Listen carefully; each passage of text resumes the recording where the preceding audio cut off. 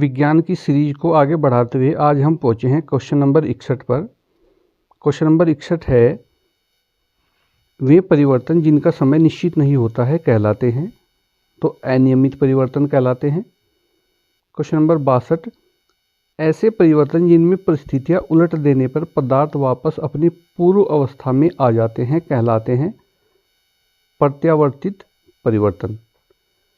Question number 63, ऐसे परिवर्तन जिनमें पदार्थ पुनः अपनी पूर्व अवस्था में नहीं लाया जा सकता कहलाते हैं अप्रत्यावर्तित परिवर्तन। 64, ऐसे परिवर्तन जिनमें पदार्थ का रूप बदल जाता है परंतु कोई नया पदार्थ नहीं बनता कहलाते हैं भौतिक परिवर्तन। उसके बाद 65 पर देखते हैं, ऐसे परिवर्तन जिनमें एक से अधिक जो है नया पदार्थ बन जाता है तो ये रासायनिक परिवर्तन कहलाता है। 66 है आपका 66, मनुष्य द्वारा किए गए परिवर्तन कृत्रिम परिवर्तन कहलाते हैं। मनुष्य द्वारा अगर कोई परिवर्तन किया जाता है, बदलाव किया जाता है तो वह कृत्रिम परिवर्तन कहते हैं, और अगर मनुष्य कोई वस्तु बनाता है तो वह कृत्रिम वस्तु कहलाती है। नेक्स्ट क्वेश्चन देखते हैं, क्वेश्चन नंबर 67, वायुमंडल में कुछ परिवर्तन जो है स्वयं होते रहते हैं, ये परिवर्तन प्राकृतिक परिवर्तन कहलाते हैं। 68 पर है, ऐसे परिवर्तन जिन पर अपना कोई नियंत्रण नहीं होता तो ये अनियंत्रित होते हैं, और ऐसे परिवर्तन जिन पर अपना नियंत्रण होता है ये नियंत्रित परिवर्तन कहलाते हैं। अगर देखा जाए तो मुख्य केवल दो ही परिवर्तन हैं, भौतिक परिवर्तन और रासायनिक परिवर्तन। फिर उन्हीं के अंतर्गत ये परिवर्तनों के अलग अलग रूप है जो आपको पढ़ाए जा रहे हैं। नेक्स्ट है क्वेश्चन नंबर 70 देखते हैं हम, पौधे के किसी भी भाग से प्राप्त किए जाने वाले रेशे को क्या कहते हैं, तो पादप रेशा कहलाता है। और 71 नंबर पर है, जंतुओं से प्राप्त किए जाने वाले प्राकृतिक रेशे क्या कहलाते हैं, तो ये जांतव रेशे कहलाते हैं। नेक्स्ट है आपका क्वेश्चन नंबर 72,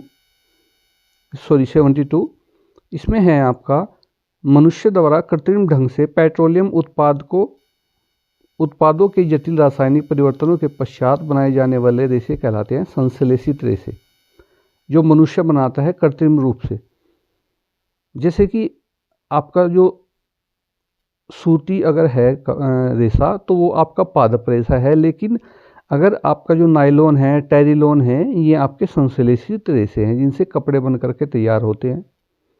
73 है आपका, कपास की खेती के लिए किस प्रकार की मिट्टी उपयुक्त होती है, तो कपास की खेती के लिए काली मिट्टी उपयुक्त होती है, जो अधिकतर जो है महाराष्ट्र के जो एरिया में है वहाँ पर मिलती है।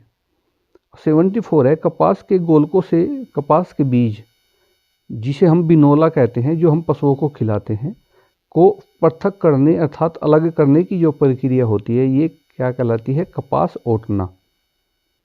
75 पर है, धागों के दो सेट को आपस में व्यवस्थित करके वस्त्र बनाने की प्रक्रिया को क्या कहा जाता है, बुनाई कहा जाता है। क्वेश्चन नंबर 76 है, पटसन के तने को रुके हुए जल में कुछ दिनों तक रखकर जूट के रेशे को ढीला करने की प्रक्रिया को कहा जाता है रेटिंग। एक तना होता है पटसन का, उसको पानी में काफ़ी दिनों तक रखते हैं, उसके बाद वह गल जाता है और ऊपर से उसका जो रेशा है वो लकड़ी से उतार लिया जाता है, इसको रेटिंग कहते हैं। 77 पर है, एकल धागे से वस्त्र निर्माण प्रक्रिया बंधाई कहलाती है। क्वेश्चन नंबर 78 है, वे जंतु जो अपना भोजन पेड़ पौधों से प्राप्त करते हैं शाकाहारी कहलाते हैं। 79, ऐसे जीव जो अपना भोजन पेड़ पौधों तथा अन्य जंतुओं अर्थात दोनों स्रोतों से प्राप्त करते हैं तो वे क्या कहलाते हैं, वे कहलाते हैं सर्वाहारी।